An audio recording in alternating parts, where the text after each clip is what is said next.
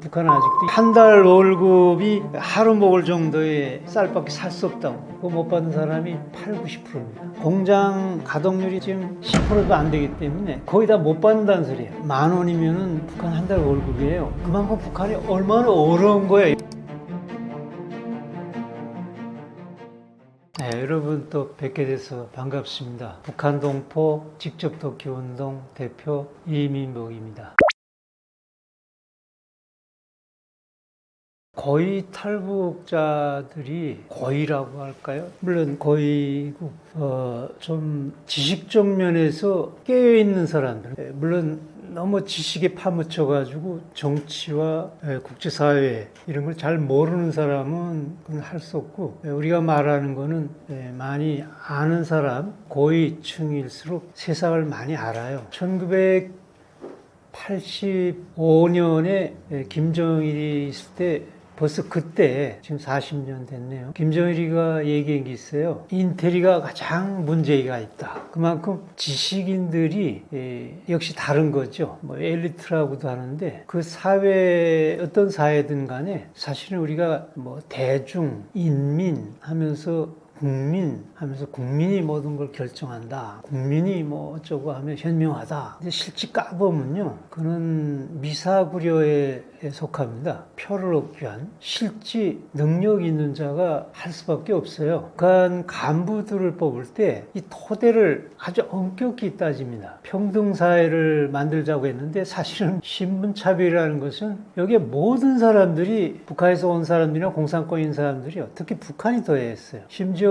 김정일이 첫째 부인으로 가지고 그 애를 낳을 정도로 성혜림이라는 그 여자가 김정일보다도 5살, 6살 우회에 있었고 12살 딸이 있는데도 김정일이 좋아한다고 그래서 김정일한테 갔거든요. 그 주 요인이 신분을 고치려고 갔던 거였어요. 남한 출신이었거든요. 남한 출신이지만 아무리 공산주의를 좋아해서 진짜 그 자기 아버지는 경남 창원에서 대지주였거든요. 대부자였는데 모든 걸 처분하고 공산주의 평등사회에 이념을 해가지고 감옥 들어갔다가 서대문 형사에서 아마 전쟁이 일어나서 즉결 처형됐으면 죽었죠. 근데 너무 갑자기 인민군이 3일 만에 점령하다니까 살아난 그 아버지거든요. 그런데 남한 출신이라는 얕은 못 믿는다는 거예요. 그 차별로 해가지고 어머니도 그 노동신문 주필까지 한 분이었는데 다 엘리트들이고 아버지도 그렇고 다 강등돼가지고 아버지는 달구지 꾸는 사람이 됐고 어머니는 주필에서 떨어져가지고 저 허들의 출판사로 가버리고 이런 신분 차별이 뼈에 사무쳐 있다고요. 뭘 그 신분이 안 되면은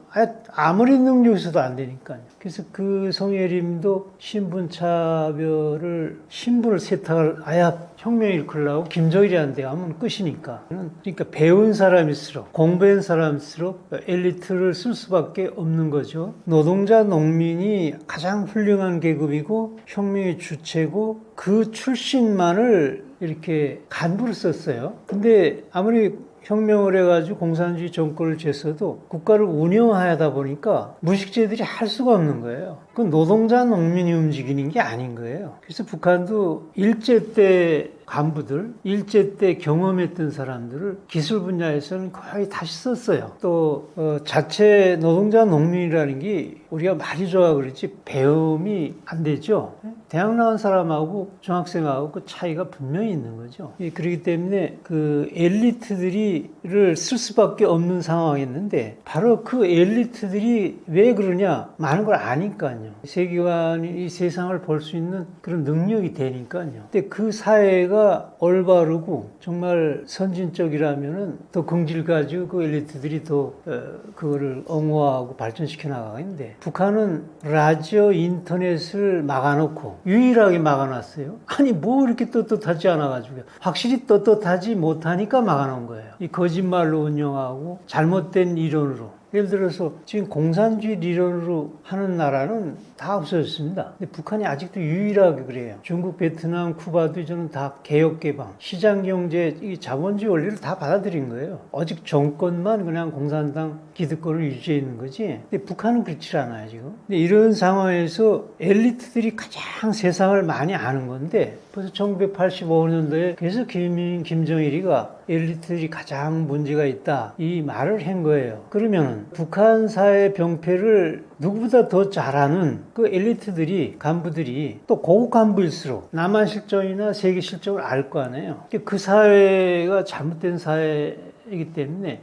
개조했으면 좋겠는데 개조하려고 옳은 얘기하면은 잡아 죽이거나 수용소에 끌어가고 철칙되고 그런 신체적 정치적 모든 몰살되니까 말을 할 수가 없는 거예요. 가장 좋은 방법이 36개 동작에서 가장 좋은 게 도망치는 거라고. 탈북은 참 좋겠다고 생각을 다 해요. 근데 이 탈북이라는 게 간부들이 제일 많이 할 수밖에 없죠. 배운 사람일수록, 아는 사람일수록. 근데 실질적으로 탈북 비율을 이렇게 35,000명 뭐 지금 탈북자 있는데 거의 한 80, 90%는 거의 일반 평백성들이 달아났어요. 근데 그건 왜 또 그렇게 됐냐면은 이 탈북이라는 그 개념이 두 가지를 봐야 돼요. 그래서 그 두 현상이 일어난 거예요.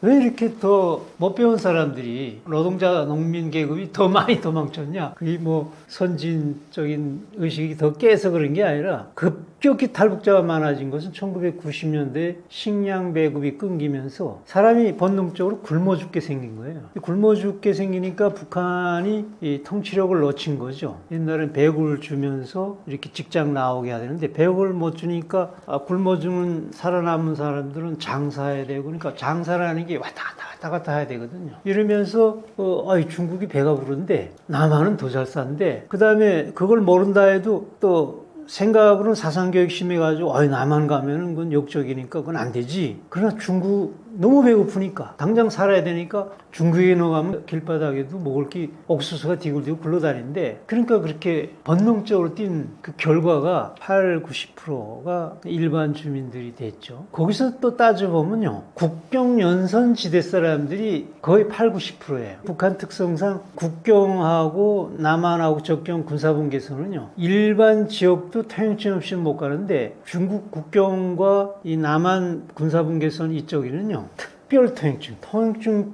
중에서 또 특별 통행증이니까 거의 갈 수가 없게 만드는 거죠. 그만큼 북한은 그 이유를 왜 그렇게 했을까요? 탈북이라는 거는 아주 목숨을 걸고 정권 유지의 어떤 최선의 어떤 그런 의미로 얘기할 수도 있는 거예요. 왜 그렇게 하겠어요? 일반 지역도 통행증으로 못 다니게 하는데 여기에서 국경, 저중 국경, 러시아하고 중국 국경, 그 다음에 남한과의 군사분계선. 여기 하나가 또 있는 게 그 평양인데 평양도 특별 통행증이 있어야 돼요. 그건 탈북이 아니라 또 외부 사람을 못 들어오게 하기 위해서요. 이런 조치가 탈북이라는 평양을 내놓고는요. 탈북이라는 북한 당국의 아주 강력한, 아주 머리를 짜내는 정책이라는 걸 말해줘요. 그러면은 그런 속에서 이렇게 8, 90%는 일반 주민들이 많이, 노동자 농민이 많이 튀기도 했지만요. 실질적으로 의식적으로 탈북한 사람들. 그러니까 지능적으로 알고 탈북한 사람하고 그냥 맹목적으로 먹고 살기 위해서 탈북한 사람들하고 좀 이렇게 다르게 봐야 되죠. 그래서 좀 지능적이고 좀 생각이 있어 튀는 거는 엘리트들층 고급 간부들이 높을 수 있죠. 근데 이분들이 지약은 또 뭐냐면요. 그만큼 북한 당국이 그렇게 도망가게 만들어 놓지 않았어요. 외국 나가기가 북한에서는 하늘의 별 따기라고 그러거든요. 진짜 달 나가긴 쉬워도 아마 외국 나가기 어렵다고 할 정도로 그렇게 느껴지는 거예요. 근데 여기서 엘리트들이 그래도 공식적으로 나갈 수 있죠. 특히 외교관들, 무역일꾼들, 외화벌이 수단으로 이제 시베리아 벌목공, 중동의 사막의 건설 노동자들. 이번에는 러시아, 우크라이나 전선에 지금 러시아 지원하라 지금 수만 명 나가 있는데 이렇게 나가 있는데 북한 당국이 그 도망치는 걸 국내에서도 그렇게 생각을 하는데 해외에 나가는 사람이 도망갈까봐 엄격하게 2중, 3중에 조치를 취하는 거예요. 예를 들어서 시집 장가 안 간 사람들은 안 내보낸다. 왜냐하면 가족을 인질로 잡아야 되는데 총각 처녀들은 도망가기 쉽거든요. 그래도 외화가 급해가지고 이런 그 외화벌이를 위해서 총각들을 내보냈다가 처녀들을 내보냈다 탈북한 사람들도 있어요. 여하튼 원칙상은 외교관들, 특히 외교관들, 엘리트들은 총각 처녀들을 내보내지 않습니다. 가족이 시집 장가 간. 그것도 뭐 부부가 해지는 거 뭐 그냥 뛸 수도 있겠다 해가지고 자녀들을 인질로 둬요. 예를 들어서 자녀가 3명이라면 한 명만 딱 데려나가게 해요. 꼭 인지를 둔다고. 너 도망가면은 너 가정 멸살돼. 이런 제약 속에서 엘리트들하고 해서 다 깨어있다고 해서도 마음대로 도망가기가 참 비참한 거예요. 가족 때문에요. 이런 조건에서 그래도 탈북이라는 게 이렇게 대체로 보면은요, 우리 친구들 뭐 정무원 총리, 강승산 총리, 강명도 같은 친구도요, 아주 야자하는 친구인데 이 친구 대표적인 증세예요. 뭐 세상은 다 알지만 뭐 그런 대로 또 북한 사회에서 먹고 살고 뭐 거기서 더 큰 소리 치고 살았는데 외화를 벌이를 하는데 돈 걷는 시간 돈을 받으려 지금 중국에 나갔는데 열흘 가 있으라는데 한 달 있게 된 거예요. 그걸 받지 못하다니까 어떻게 이렇게 딱 계획대로 안 될 수 있죠. 그러니까 북한에서 야 이놈 열흘 동안 나가 있으라는데 예를 들어 한 달 동안 이게 뭐 도망간 게 아니야? 체포령 내린 거예요. 그러니까 야 이게 잡혔다는 큰일이거든요. 한 번 이 친구는 그 혁명을 해가지고 요독수용소인가 끌려서 한 고생도 한 사람이거든요. 한 번 그 끌려간다는 건 뭐 죽은 거 같은 걸 아니까 그래서 뛴 거예요. 뛰어가지고 한국에 들어와서 덜덜대기도 하는데 대체로 이런 충격적인 잡으려고 하니까 튄 거예요. 또 일반 노동자 농민집 많다는 것도요. 먹고 살기 위해서 나온 거고요. 그러니까 사람이 정상적인 상황에서 의도적으로 튄다는 게 그게 그렇게 쉽지는 않습니다. 그런 의미에서 우리가 종합적으로 탈북이라는 그 개념들을 이런 요소 있는데 그 요소도 다 비슷한 거였지 보면. 잡으려고 하게 되면 사람이 살기 위해서 급하게 뛸 수밖에 없는 상황. 이렇게 이해를 하셔야 돼요. 그 중에서 제가 조금 정말 저는 뭐 누가 잡으려고 해서 뛴 건 아니고 전 정말 지능적으로 튀었죠. 탈북했는데 그 지능적으로 탈북했다는 것도 똑같은 입장입니다. 내가 도망가게 되면 가족을 어떻게 될까? 이런 거를 생각할 수밖에 없는 거죠. 그래서 저 같은 경우에는 지능적으로 도망치는 하던 걸 남한 실정을 알아보고요. 그것도 뭐 한류는 그때 없었으니까요. 남한 비판한 자료 가지고서는 다 분석을 했죠. 이게 사람이라는 게 참 머리라는 게 그 남선 욕한 자료 가지고도 야 우리는 평균 1달러밖에 못 받는데 남한은 지금 3,000달러 받잖아요. 그때 한 35년 전인데 35년 전에 보니까 13달러. 우린 그때 1달러 받았어요. 지금 한국은 지금 3,000달러 이상이거든요. 근데 지금 북한은 아직도 1달러 정도. 그거 못 받는 사람이 8, 90. 이런 상황을 다 알아가지고 야 남한에 가야 되겠다. 하자니까 똑같은 처지인 거예요. 이게 어떻게 되겠냐. 놔주는 건 가고했는데 가족은 어떡할까. 나 담당했던 당비서나 보호인이나 경찰이나 이런 다들 목나라 나거든요. 그러니까 이들까지 해주면 안 되지 않겠나. 그래서 저는 A라는 연구에 있었어요. 과학원에 있었으니까. A라는 연구 기지에서 B라는 연구소로 간다고 채용증 다 뗀 거예요. 그러니까 문건 다 뗀 거예요. 그렇게 하고 B에 안 간 거예요. 그러니까 왜 그랬냐면은 이제 내가 없어졌다, 탈북했다 하면은 책임을 묻거든요. 너 B연구소에 너 그 사람 어떻게 너 교육에 잘못했냐? 좀 목날아난다고 잘못하면 어떻게 그래서 도망가게 만들어놨냐? 근데 그 사람 B연구소 A연구소에 있던 사람들이 그렇게 물어 B연구소 쪽에 간다고 문건 다 떼서 B연구소 간다고 그랬습니다. 그럼 우리 사람 아닙니다. 그럼 B연구소에다 물을 거 아니에요? 그 이민복 연구사 연구원 도망쳤는데 당신들 어떻게 된 거야? 교육을 왜 이렇게 했어? 이렇게 그 사람 온다고 우린 기다리고 있었는데 아직 안 왔습니다. 그러니까 누구도 책임 안 지겠군요. 이런 대책을 그 다음에 도망쳤다라는 그 자체도 그건 아주 북한 당국은 심각한 신경을 자극하는 거기 때문에 실종으로 압록강에다가 신발 두 짝을 놓고서 사라진 거. 이 사람이 어떻게 수영하다 빠졌나? 자살했나? 이렇게 실종이 가장 좋은 방법을 그렇게 지능적으로 대책을 세워놓고 가족한테도 똑같죠. 실종된 사람을 뭐라 그러겠어요? 그래서 정작 후에 문제가 났을 때 다들 좋아하더라고요. 남을 다 배려했으니까. 그렇게 했으니 저도 지능적 탈북을 할 수 있어요. 그래서 탈북이라는 게 이렇게 힘든 겁니다. 하고 이렇게 북한 사회가 정말 탈북하는 걸 막으려고 목숨 걸은 것만큼 그렇게 조치를 취한 데다가 지정학적으로도 굉장히 탈북하기 어렵습니다. 정말 북한 사람들은 어찌 보면 탁월한 불행이라고 할까요? 팔자가 사나워요. 쉽게 막말하면요. 가만 지들 보세요. 남한도 섬이라고 됐다고 하지만 북한하고 갈라져가지고요. 그래서 남한은 정책적으로 개방된 사회이기 때문에 전 세계 다 가잖아요. 북한 하나 마음대로 못 가고요. 근데 북한은 가만 보세요. 철조망 남북한이 군사분계선은 태평양 건너가는 게 낫지 차라리 그 건너가기 더 힘듭니다. 그 다음에 서해안, 동해안 다 바다예요. 바다에 마음대로 절대 못 나갑니다. 철조망 다 쳤습니다. 소위 간첩 들어온다고 막아놨지만 사실은 탈북자 막기에서 망한 거나 같죠. 정말 그 배 하나 타려면은 그 2중, 3중에 승인 없으면 나갈 수가 없어요. 또 배도 많지도 않고. 유일하게 그래도 탈북 루트라는 것이 저 북쪽의 중서 국경인데, 중로 국경인데요. 뭐 러시아 쪽에는 너무 좁고 뭐 넓으니까 러시아는 거의 무시당하고, 중국 쪽 두만강, 압록강인데 우리나라에서 제일 긴 강이 압록강이에요. 그 다음에 락동강 다음에 그 다음에 두만강이라는데 여하튼 제일 큰 강 두 개가 있는 거랑 같아요. 그 다음에 또 제일 높은 백두산이 가로막혀 있어요. 이렇게 지리학적으로 이렇게 건너야 되고 정말 시베리아 같은 제일 높은 산을 넘어가야 돼요. 근데 넘어가서도 또 문제냐 이거예요. 또 문제죠. 중국과 러시아라는 북한하고 거의 동맹국가인 그 편드는 그 작은 나라도 아니고 대륙 같은 나라들이 두 개가 떡 있는데요. 그 지정학적으로도 그런데다가 또 그 넘어간 인접한 나라도 정치적으로도 그렇지만 지리학적으로도 너무 큰 나라예요. 이런 불리한 속을 넘어가야 되는데 그 넘어가는 것도 그렇게 쉽냐? 아까 그러지 않았어요? 외국에 나가는 북한 외교관들도 다 인질처럼 가족을 다 잡아두고 시집장가 안 간 사람 내보내질 않는다고. 그런 좋지 않은 나라가 저 중국과 조선 국경과 러시아 조선 국경 압록강 두만강을 가만 놔뒀을까요? 국경 경비대라는 거를 배치해가지고요. 그 강화가 어느 정도냐? 탈북자들이 옛날에는 원래는 잡힐 확률이 높으니까 가난한 나라니까 군인들도 와해를 받아먹고서 안 내주긴 했거든요. 이걸 당국이 알아가지고 이놈들을 어떻게 했으면 좋겠냐? 너희들 저 탈북자 도와준 게 너 찾기만 하면은 입당시켜주겠어. 입당이라는 건 북한에서는 공산당, 노동당에만 입당하게 되면 그건 출세 가도에 올라선 거예요.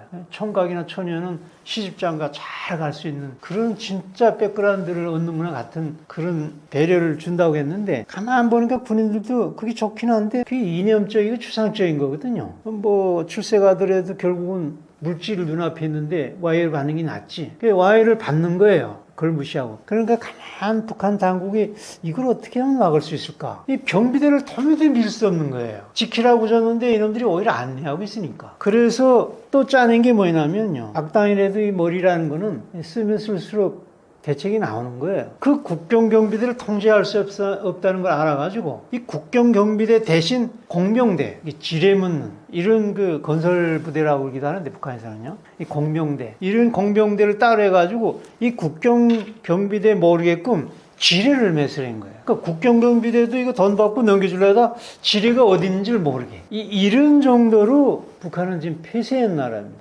생명을 걸고 백성들 굶기면 자해를 줘서 살게 해야 되거든요. 이 독재국가의 특징은 먹이지도 못하면서도 움직이지도 못하게 하는 것이 특징이에요. 이거는 북한뿐만 아니라 제일 초기 공산 독재를 한 소련에서부터 그랬어요. 1920년대 들어와가지고 이 개인농을 집단화시키면서 막 수천 명의 아사자가 났거든요. 특히 우크라이나라는 유럽의 빵그릇 시장할 정도로 그렇게 평지 정말 곡창지대인데 그걸 아야 개인농하면서 또 강탈해 갔네요. 뭐 공산주의라는 건 그냥 눈 뜨고 강도의 사상입니다. 부자들 때려 부시고 빼앗아라. 쉽게 말하면 그거예요. 공산혁명이라는 게 아야 합법적으로 국가적으로 부자들 죽여버리고 빼앗아 갖는 거예요. 그런 식의 사상이니까 그 농민들 거 그냥 분홍들 거 다 착취해 가가지고 굶어 수천만이 지금 이라크 우크라이나 전쟁이 그런 역사적 뿌리를 가지고 있기 때문에 싸움을 우크라이나 그래서 러시아 싫어하는 거예요. 근데 그때 당시도 그 소련 공산당 있을 때 그 우크라이나에서 굶어 죽으면 다 이렇게 바깥에 나가게 살게 만들어야 되잖아요. 내버려둬야 되는데 그걸 통제해서 못 가게 한 거예요. 그러니까 언론은 딱 틀어막고 오형 언론만 이렇게 자꾸 그래서 프랑스 공산당 초청해가지고 좋은 것만 싹 보여주고서 그렇게 하고서 아무 일 없다고 안에는 그냥 굶어 죽는데 그래도 용감한 그 영국의 한 영국 출신인가 한 그 기자가 그걸 취재해서 알렸잖아요. 그런데도 처음에는 너무 믿어지질 않아가지고 결국 그게 옳잖아요. 그런 기자는 결국은 공산당이 몰래 잡아서 흔적도 죽여서 그 사람 어떻게 죽었는지 실정이 되어 있습니다. 이렇게 독재국가들은 국민들을 특히 공산주의, 인민을 위한다는 공산주의가 오히려 인민을 더 억제하고 독재하고 주지도 못하면서 살겠다고 나가는 것까지 딱 막아서 죽이는 그런 구조로 되어 있어요. 지금 북한이 똑같은 구조입니다. 아니 지들이 정치를 잘못하고 뭐라 못 먹이면 그냥 내버려두고 일제 때도 그렇지 않았어요. 일제 때도 그렇지 않았다고요. 만주 가겠다 그러고 뭐 어디 가겠다 뭐 자유를 줬다고요. 뭐 그때 뭐 대량 굶어 죽을 때도 아닌데도. 리저 때도 뭐 그런 대로 북한처럼 그렇게 경비대를 저렇게 이중삼중을 하고 지를 갖다 묻고 철조망치고 그러지를 않았다. 이런 상황에서 탈북이라는 것이 얼마나 어려운가 이걸 이해하지 않으면요 여기 사람들이 제가 한국에 처음 들어가는데 이 조사관들이 물론 조사하려고 하는 그런 좀 냉정한 질문이라고 하지만 아주 질문이 그래도 문제가 있어요. 뭐 모스크바 때부터 탈북자들을 조직해가지고 한국 정부 안 받으니까 뭐 북한 당국을 자극하지 않게 해서 안 받는다고 막 그랬다고요. 이 정치라는 게 그래서 제가 믿지를 못하겠어요. 어느 때는 금대해주고 오라고 그러더니 그때 1992년이었는데요. 남북 기본 합의서하면서 북한의 핵무기 없애겠다고 탈북자 우리 안 받으니까 우리 당신하고 우리하고 친해가지고 저 정부끼리 친해가지고 그 핵무기 좀 놔주시오. 이 말이 되나요? 이 사람이 먹고 살겠다, 사람이 생명 이건 인권이에요. 인권은 정치 타협의 대상이 아니거든요. 그런 속에서 제가 그때 탈북자들을 조직하고 UNHCR을 하는데 그 언론에 자유세계가 좋은 거더라고요. 정부가 저 모양하면 언론을 통해서 시민사회를 통해서 인권단체를 통해서 이걸 터뜨려가지고 수정시키는 거예요. 수정시켜가지고 제가 들어왔기 때문에 요주인물이 돼가지고 한 15명 이렇게 쭉 앉아서 조사했어요. 일반 벌목공원 2-3명밖에 조사관이 없는데. 근데 이 조사관들 15명이 뭐 거기는 뭐 점쟁이도 있고 뭐 국정원 뭐 무슨 그때는 안기부에서 안기부 경찰청 무슨 뭐 통일부 무슨 어디 있고 전 점쟁이까지 15명이 앉아있더란데요. 그 질문하는 공세 중에서 제가 가장 정말 그 반발심이 났죠. 진짜 그때 막 싸울 정도였으니까 무슨 질문이었냐면은 야 막 반말해요, 거기서는. 좀 미안하지만 그대로 좀 표현할게. 뭐, 그렇게 극심한 표현까지는 안 하겠지만, 평범한 말로 하게 되죠. 사실 더 극심하게 얘기합니다. 이 정보기관이라는 건 그때만 해도 군사정권의 역량이 안에서 이루어졌기 때문에 그게 없어지지 않았을 때요. 그때 김영삼 정권, 문민정권인데도 그냥 군사정권이 하던 버릇 그대로였어요. 막 쌍욕하고, 야자하고 막 그랬다는데. 야! 너 이렇게 이렇게 여기, 저 북한에서 탈북해오느라고 고생했다는데. 아니, 좀 여기 학생들처럼 좀 말이야. 좀 시위도 하고 돌도 좀 던지고 좀 그럴 것이 막 이렇게 비실비실 도망쳤냐고 말이야. 이렇게 질문하더라고요. 그래서 내가 참 사람들이 탈북자를 조사하는 기관 사람들이 이 정도냐. 물론 냉정한 질문을 해도 그 질문이 그 질문 같지 않은 질문인 거죠. 그렇지만 그래서 내가 냉정히 얘기했어요. 여기 대학생들 시위하는 것보다 더 용감하게 반항하고 있다고. 깜짝 놀라면 막 육두문자를 내면서 야 무슨 소리냐 증거를 대라는 거예요. 그래서 근데 유력한 증거 되겠다고. 이 탈북하는 자체라 이게 생명을 걸고 오는 거라고. 나는 중국 과목, 북한 과목, 러시아 과목 거치면서 여기 왔다고. 그 다음에 또 이러한 증거가 또 되겠다고. 북한이 20만 정치범 선수 있는 거 아니냐고. 안다는 거예요. 그게 유력한 증거 아니냐고. 에이, 기계야 무슨 뭐 말 한마디 잘못하면 잡아가는 거. 여보세요. 여기 남한에서는 돌 만개 던진다고 해서 그렇게 감옥에 영원히 잡아내고 죽이고 그러냐고. 그 말 한마디에 돌 만개 던지는 것보다 더 무섭게 보는 게 북한이라고. 이게 보는 관점이 북한 사회에서 보는 그런 걸로 해서 이해를 해야 이 오는 사람들이 이렇게 힘들게 오네. 최소한 수고했습니다. 이렇게 얘기해야 되지 않을까요? 예, 그래서 요즘은 그 후에 우리가 투쟁을 했다고. 이 인권유린이라고. 정보기관이 이게 뭐냐고 말이야. 야자하고 말이야. 심지어 80, 90% 폭언하고 말이야. 폭행하고. 그래서 우리가 자유북한 협회라고 제가 최초로 자율 탈북자 조직을 1998년 12월 13일 모아가지고 여권도 그때 안 줬어요. 여권 내놓으라. 여권 없이 어떻게 이 글로벌 사회에서 탈북자가 정착을 제대로 하냐. 그렇지 않아도 학연도 없고 경험도 없고 재력도 없는데 그렇게 묶어놓으면 어떻게 하냐. 언론도 마음대로 못 나가. 안기부 승인 없으면 언론도 마음대로 못했어요. 그때는. 조직도 마음대로 묻지 못했어요. 그걸 다 제가 자유북한협회를 모아가지고 이걸 다 타파시켰는데 여하튼 그때 조사관들이 질문해서 제가 얘기했던 그거예요. 북한 상황으로 이해를 하고 탈북자들을 이해하지 않으면은 절대로 그건 여기식으로 생각하면 아니 너희 무슨 가족 버리고 이렇게 혼자 왔냐 이 말도 또 여기서 일반 사람들은 야 아무리 그래도 가족을 처벌하는데 어떻게 이거 왔나 근데 이렇게 생각해 보세요. 그럴 수 있어요. 충분히 이해가 갑니다. 그거 잘못됐다고 보지는 않습니다. 여기 사람들이니까요. 저 같은 경우도요. 과학자로서 잘 사는데 왜 도망갔냐 그렇지도 않아요.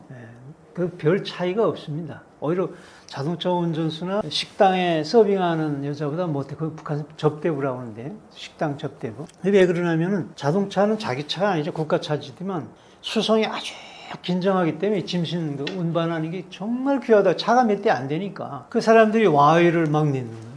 그래서 과학자 교수보다 훨씬 낫습니다. 그 식당은 아까 그랬잖아요. 이 식량이 그게 돈이에요, 북한에서. 그게 가치가 있는 거예요. 근데 이 식당에서 이 가치 있는 음식을 만드는 사람이기 때문에 그걸 또 날리는 사람이기 때문에 거기서 빼서 먹을 수 있는 거예요. 그러니까 아까 그랬잖아요. 한 달 월급이 하루 먹을 정도의 쌀밖에 살 수 없다고. 근데 이 사람 하루 먹을 수 있잖아요. 뭐 한 달 일하면은 못해도 열흘은 뭐 적게 먹어도 먹을 수 있잖아요. 그러니까 남보다 10배의 월급을 가진 거로 돼요. 이 식당 서빙하는 사람이. 최소한 그렇게 매일 한 끼씩만 먹어도 그렇게 된다고요.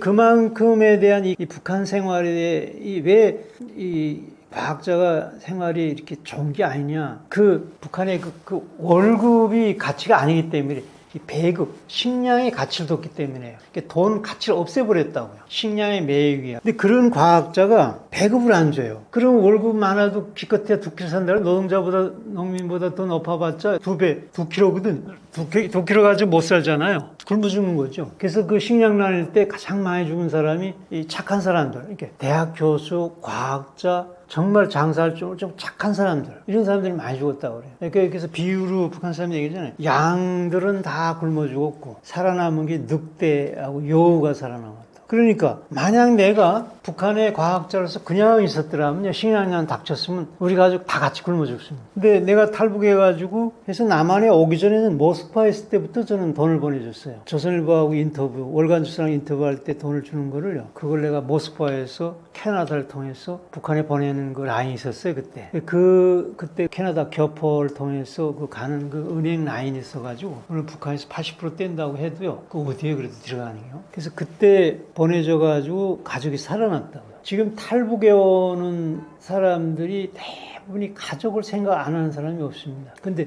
그들 보고서 너 왜 가족을 두고서 왔냐? 아주 나쁜 놈들이네. 그거는 잘 모르는 실정입니다. 오히려 가족을 살리기 위한 어찌 보면 혁명적 조치나 같습니다. 왜? 어떻게 하나 연락되면은 다 보내주려고 한다고. 왜? 여기서 탈북자가 가장 가난한 사람들입니다. 무슨 경험도 없죠, 돈도 없죠, 여러 가지 인연도 없죠, 그렇잖아요. 학연도 없죠. 그런데 그 어려운 탈북자들이 왜 북한에 가족을 도우려고 하냐? 뭘 남아서 그러냐? 뭘 남는 건 별로 없는 것 같지만 그래도 북한이 얼마나 어렵다는 것을 너무나 잘 알 뿐만 아니라 또 보낼 능력이 돼요. 여기서는 가장 가난한 탈북자지만 북한에 보낸 능력이 돼요. 예를 들어서 10만 원을 보낸다. 10만 원이면 북한에서요, 거의 10년 월급입니다. 그것이 이해가 안 되죠. 한 달 월급이 여기 1,000원 정도입니다. 네, 10,000원이면 거의 1년분 아니에요? 근데 그 1,000원 못 받는 게 공장 가동률이 다 지금 10%도 안 되기 때문에 거의 다 못 받는다는 소리예요. 그러니까 여하튼 받는다고 쳐도 여기서 1,000원이면 북한을 한 달 월급인데 10,000원이면 북한 한 달 월급이에요. 10만 원이면 10년 월급 되겠죠? 근데 10만 원 이상 다 보냅니다. 100만 원 정도 보내요. 50만 원 정도 보내요. 그 상상해 보세요. 500년, 막 1000년분 보낸다는 소리예요. 그만큼 북한이 얼마나 어려운 거예요. 여기서 가장 어려운 탈북자가 그래도 보낼 수 있는 능력이 되는 것이. 이렇게 이해하시면 탈북자들이 가족에 대한 사랑도 있을 뿐만 아니라 그렇게 어려운데도 왜 돈을 보낼 수 있을까? 가족애가 넘쳐서, 물론 여러분들도 다 가족을 사랑하는 분들입니다. 북한 사람도 똑같고요. 그러나 북한 사정을 더하는 거는 그 탈북자래요. 그래서 내가 조금 어려워도 사실 뭐 이건 아무것도 아니다. 내가 뭐 한 달 일하면은 300만 원, 못해도 100만 원, 150만 원 받는데 여기서 30만 원, 50만 떼는 거 그렇다고 해서 내 굶어 죽는 사이가 아니니까. 그래서 얼마든지 보낼 수 있는 거예요. 그런 경우에 보면 탈북자라고 해서 가족을 생각 안 하냐? 그렇지 않다는 게 똑같습니다, 여러분들하고. 똑같은 조건에서 북한 사정을 더 잘 알고 자기가 어렵지만 그래도 보낼 능력이 되는 이 사회이기 때문에 그 좋은 거 보내는 것 같지만 북한에서는 엄청난 큰 돈이니까 그렇게 이해하시면 됩니다. 그래서 탈북했다고 해서 여기 잣대로 가족을 왜 버리고 왔나, 자기 하나만 살고 왔다, 이렇게 보시는 거는 북한 사정을 너무 잘 모르셔서 그런 겁니다. 그래서 함부로 성경에도 비판하지 말라는 게 그래서 그런 거고, 바로 그래서 이 영상이 여러분들한테 큰 도움이 될 겁니다. 그래서 탈북자들은 오히려 가족을 살리는 길이네, 자기들뿐만 살 길이 아니라, 이렇게 이해하시면 참 좋을 것 같습니다.